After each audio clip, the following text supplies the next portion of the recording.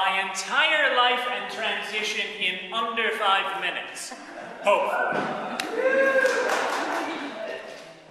I was born in 1972 and given the name Robert Irwin McLaughlin Jr. as a way to show respect to my family, but nobody ever called me by that name with the exception of bill collectors and school administrators, because I was called by the traditional Irish nickname Mac, after my great-grandfather, who eventually lived to be 100 years old. One of my absolute earliest memories is of sneaking into my mom's room, stealing her pantyhose, and getting all dressed up.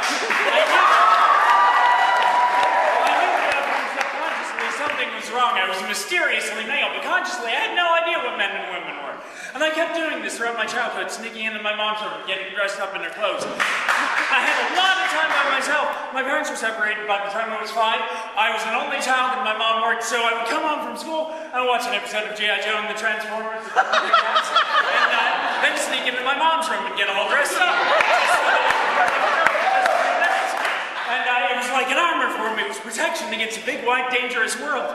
And I kept doing this throughout my childhood, throughout elementary school, until I got into high school, and my parents sent me to a psychologist who told me 2 things. 1, it was a phase and it would pass, which was patently wrong. And 2, he told me that maybe I should buy my own clothes, which I thought was a great idea.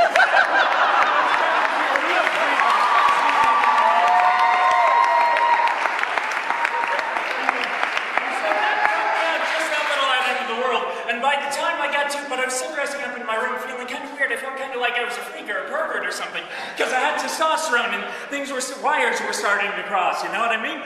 And so by the time I was a sophomore in high school, we had this thing called Senior Switch Day, where the football players would come to school dressed in their cheerleader girlfriend's clothing and vice versa, which was kind of interesting. Some of them were kind of sexy, but mostly they were pretty cool. And I thought this is a perfect opportunity to come to school as myself for the first time out in public. And I was not campy at all. I was very excited about this. I was out in public, and for the first time in my life, I felt relaxed and exhilarated at the same time. And I kept doing this as I went into my adult life, dressing up at home and alone in my room as a girl. And dressing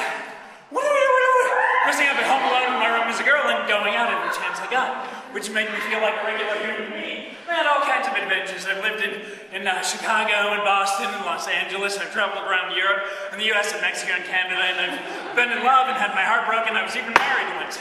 That fell apart though because my ex-wife cheated on me with a gangster rapping clown, which I wish was a joke, but isn't. That's just kind of what my life is like. So I had the chance to move to Los Angeles. A friend was living out there and wanted to fly me out and set me up.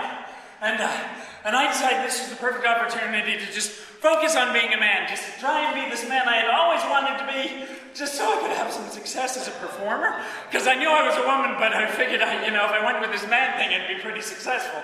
So I tried. I studied all the greats. I studied Paul Newman, and I studied like William Powell, and all kinds of stuff like that.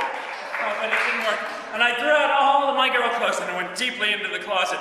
Literally, in fact, because I was living in the closet under the stairs like Harry Potter in the apartment of the stars. I never slept and never left the apartment. And I made some connections. I was performing. I played Abe Lincoln for a long time in the long-running series of sketches at Second City. But I was falling apart. The foundations of this Mac character I created were just crumbling underneath me. So I got new clothes and started dressing up alone in my room again and going out to a lot of parties and girl drag. And then I fell in love again with this magnificent woman who was a stand-up comic and a dominatrix, which is an odd combination. And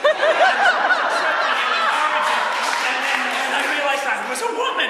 And so I got a doctor, I got on hormones, my body began to change. I began to feel myself for the first time without boy clothes and without girl clothes.